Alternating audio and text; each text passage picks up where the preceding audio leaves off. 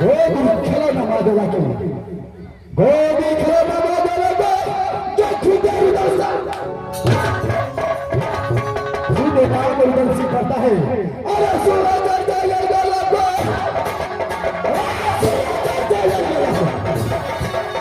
अरे छोड़ बना तो सीधे बैठा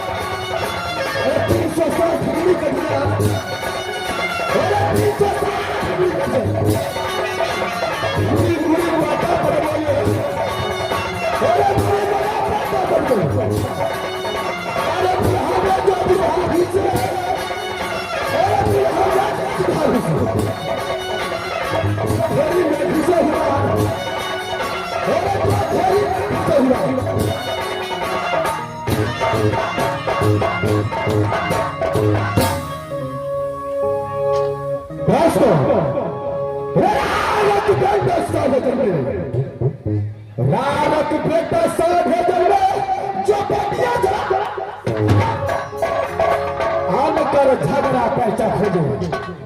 रैया न करो झगड़ा पैसा खोजो जिस दिनों से जैसे दिनों से गंगा पास कर दो सुनिया कहा तो तेज निभावे ब्रह्मज्ञान पंडित के साथ जिस दिन से दोस्ती के हो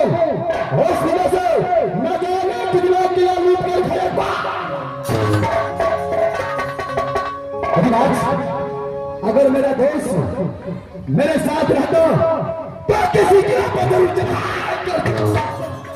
लेकिन मेरा देश एक हफ्ते को छुट्टी लेकर के यहाँ जपिंज गया है लेकिन एक हफ्ते का मतलब है बीत चुका है, मेरा दोस्त अभी तक वापस लौट के नहीं आया है। इस बार मैं अपने दोस्त को बहुत लगाता हूँ। अगर मेरा आवाज मेरे दोस्त को कानों तक पहुंच गया तो थोड़ा लौट कर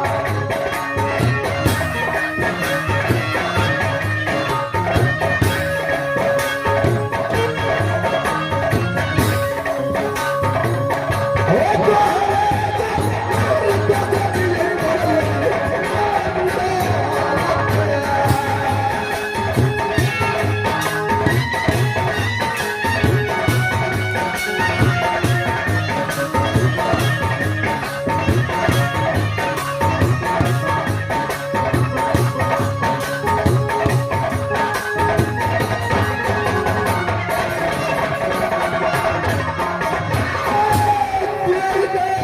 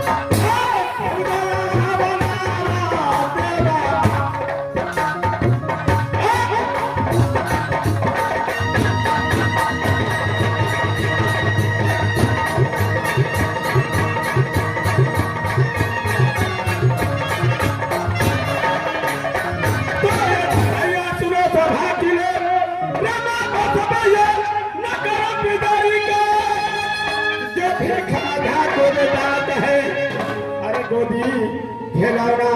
रानी शकुंतला को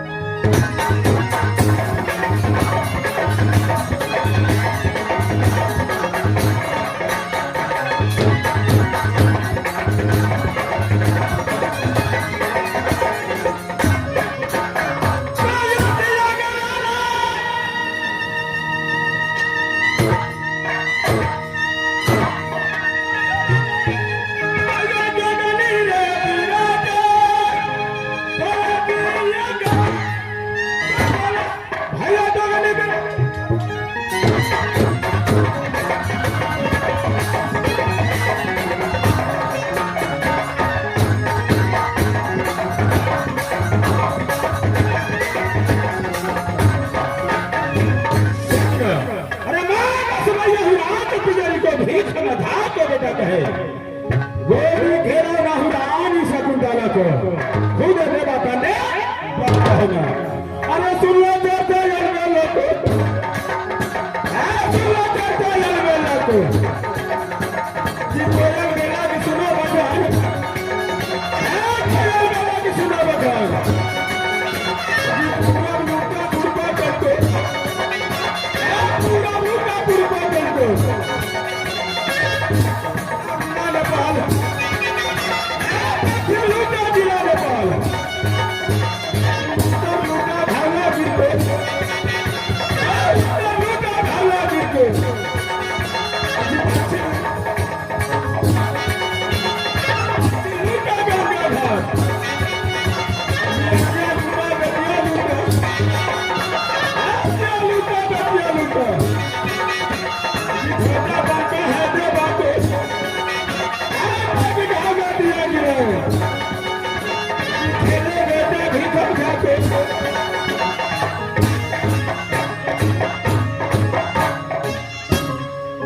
अरे लारे में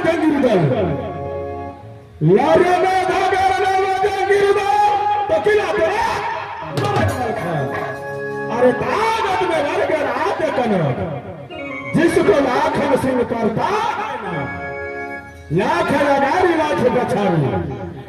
लाख लगारी लाख बछारी तब तो चला अरे पतरा में जो पितरी वाला वर्ग जाको देवा बंदूक करता है ना पोथी पतरा को मतलब सगना एक समय की बात है गंगा जी ने पास करके दोस्ती किया वही मोहब्बत लाल और नसीब कैसा न सुबह बुलाता है न शाम को बुलाता है इस अभी रात में देर मैं चल करके देखता हूँ।